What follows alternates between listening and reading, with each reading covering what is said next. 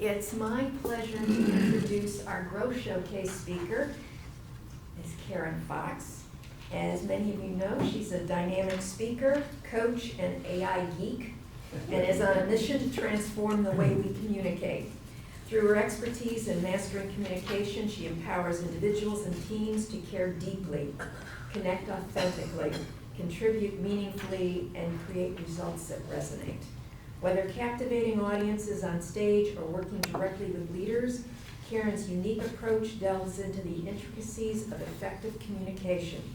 Recognized as a top 100 St. Louisan by SBM and a top 15 coach by Influence Digest, Karen infuses passion, humor, and love for high heels, shopping, Reese's peanut butter cups, and all things AI into her impactful work.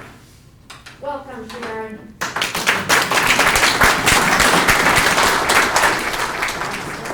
power of your voice. Amy always does an incredible job. The problem with Amy, I just want to hear more and more. So thoroughly enjoy hearing her. But the power of your voice, the effective communication drives growth. Clarity, you start with clarity on communication. If it's clear, you can be concise and they understand it more, right? Now this is how you should speak to those you're talking to. In his presentation, he employed impeccable articulation and lucid rhetoric to deliver an unequivocal message, avoiding ambiguous statements while occasionally injecting a touch of facetious humor to engage his audience. Sounds wonderful. So close to legalese. Mine says so close to legal. Well, have you heard people that said things that you thought, what in the world are they talking about? Or you're sitting there like, okay, I know that word, but I didn't know that word. Okay, I'll look that word up. You have lost them, haven't you? However, I asked Chatty to rewrite it where an 8th grader could understand it. So Chatty told us, during his speech, he spoke very clearly and used simple words to get his point across without any confusion. He made sure not to say anything that could be misunderstood. Every now and then, he cracked a funny joke to keep the audience interested and entertained. Now, did I get the point across the same? Mm-hmm. But was it easier to digest? Yeah. You know, a lot of times in our business, we use acronyms and we use words that people are going, I have no clue what they're talking about. And we do realize acronyms stand for the same thing for different companies, or different things, the same acronym, different things for different companies. And so be careful you're not just throwing those out. Well, the next thing is active listening. Amy's already talked about it. Have you been talking to someone and you're talking to them and they're looking past you? They may be at Mark's networking event. And they're looking past you, like, who else do I know? Are they actively listening? No. And I think that is the first place that you can stop a relationship very quickly, is if we're not feeling we're being heard. If you can't talk to me for just that couple seconds without looking around, I think we have a problem, don't you? Here's some communication tips for one-on-one. First one is maintain eye contact. You can't be looking around if you've got eye contact, correct? Okay. Next thing is nod to show you're engaged. Now remember, I've taught on the networking, not the over-nodder. But just nod to let them know that you're understanding, you're in the conversation. And the next thing is paraphrase what the other person has said to you. Make sure that communication is two-way and not one-way in this. Some more communication tips, but you as a speaker. As a speaker, the same thing, make eye contact. You know, not stay on one person, not talk to just one person the whole time, because you just left everybody else out. They don't feel like you're communicating, you're not talking to them. Okay, use gestures and movements. You saw Amy use quite a few of them. It keeps people engaged, it keeps you in their focus. And vary your tone and pace. I had a teacher in college that this is how he taught the whole time. I could not wait to get out of that class. Thank God I passed it. Whether you're doing one-on-one or you're speaking, how you stand makes a difference. You know, I had the tendency that I wanted to keep my legs real close, and then I learned that was not a good thing. First of all, it's not great for balance. Second of all, there's no confidence to that. You need that confidence to go with that. Stand in your power. Stand with your voice. Talking to the audience with your hands has incredible power. Anybody recognize that wonderful lady? Yes. And indicates your openness and confidence. She is very demonstrative, and we love that. Remember, the audience loves confidence, boldness, and who are confident, they trust what they say.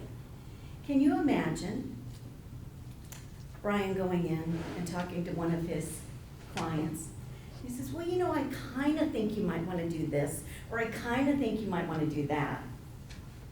How confident are they going to be in Brian? That's not the attorney you want if that's what he's doing.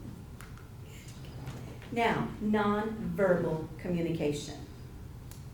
You know, eye rolling is not just teenagers. As Kara just did for me. just come out naturally, right? So you've got eye rolling. You've got the tapping.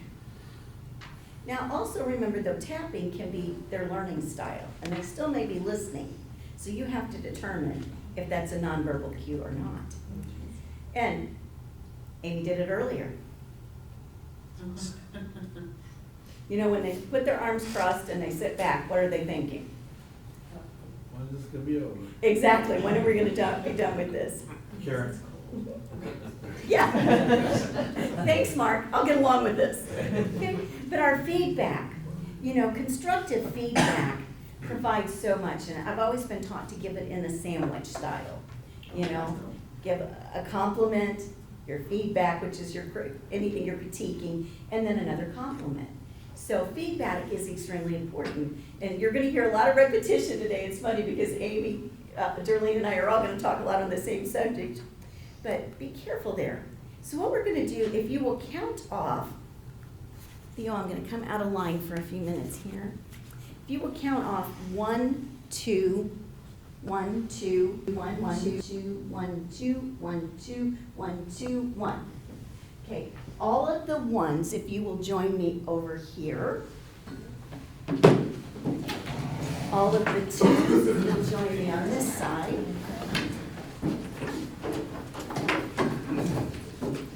I guess you're just in the middle. Yes. You're a 3. Yeah, I'm a 3. I don't care what color you say. Okay. Now for our person representing, pull your paper out. It's in the very back, sorry. It's in the back. It's in the back. We need instructions. Okay. Now you're gathering your team to tell or show us how not to communicate in these situations, and you all have different situations. Okay, so you get 3 minutes to gather together and figure how you're gonna do this as a team. Now you're showing me how to not do it. Yeah. All right. Yeah. Facilitating a focus. Yeah, How to not. Don't ask me anything, just don't ask me. Why am I the best? There we go. Don't have examples I would say also to provide based on your statements, whether it's good behavior or. give an opportunity to go. So, how not to do this, don't ask for contributions. No, scales, taking up scales that don't just die, they actually. Oh, the scales. Okay, bring your team. All right, team. How close do we have to get? See how much support I have. Okay. Close talk. Okay, Theo, can you see them? Got him, okay. So, Brian, demonstrate to us. Demonstrate. Brian, You're good. I'm trying to speak inaudibly. And I'm really avoiding eye contact.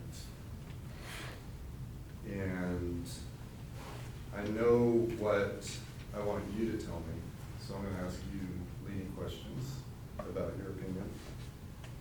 And I'll never nod or give you any kind of feedback as to what you're saying. I won't be open. And I'm gonna ignore people, even when they try to give me feedback. I'll give unclear instructions. Anything else, Dennis? He might interrupt people too when they're speaking. Oh, there we go. Oh, okay, okay. And that's pretty much all that we're gonna try to do. Awesome. Give team number 1 a big hand. Okay, if team 2 would join us up here now. We sit down. Team 1 can sit down. Seems, Yes, that would be great, thank you. Okay. So thanks, team. So ours was conducting a performance review with an employee, right? So what not to do in that scenario.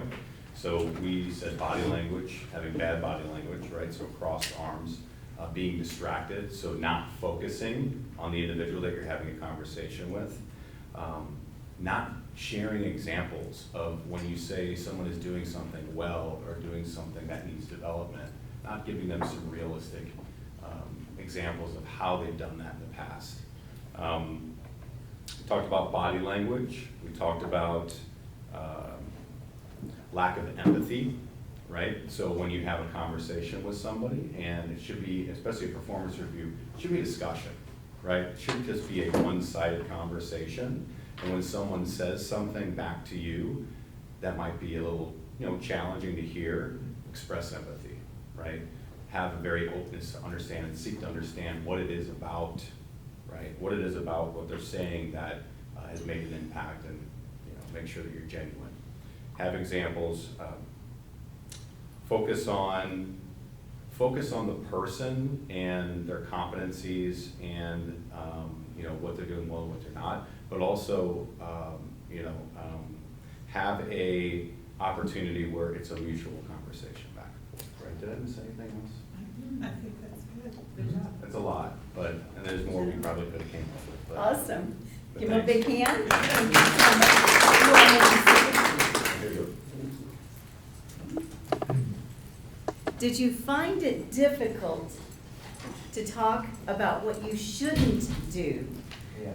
rather than what you should do? Yes. That's not the way our brain thinks. So it was very difficult, and if you were paying attention to Matt there, he started out doing what you shouldn't do and then flipped right on into what you should do. And doing a great job of that. Yeah. But it was what you should do, and it's like, see, it's hard for our brains to go that other direction. And so, but it makes it a lot of fun, and thank you all for participating in that. So we covered the fact that you have to be clear and concise. You have to listen actively, and listening not just so you can give your answer back, but to actively listen. Read people's nonverbals. What's some other nonverbals besides the folded arms and the tapping and the eye rolling? What else would there be? Is yawning a nonverbal? Yawning. Because sometimes you can't help that. Smile. Absolutely. That's on the positive side. What else? Just whether you're facing them or your body's turned. Your body language, absolutely. Whether you're taking on face-to-face, eye-to-eye contact. Checking your watch. Checking your watch. Pulling out the phone. I saw this a few days ago, but somebody was speaking and somebody in the audience had their eyes closed the whole time. Oh, wow. So you're not sure if they're sleeping or not. They were concentrating. Really concentrating. A nonverbal cue on a virtual presentation is to turn off their monitor. Yes, turning off their video camera on a virtual, absolutely. And of course, then we talked about positive feedback. And again, it was hard for you all to go to the negative because you are already trained as professionals and what to do and how to do it. We just learn how to do it a little better each time. So, I would like to thank you all for your participation today and enjoy the rest of your day.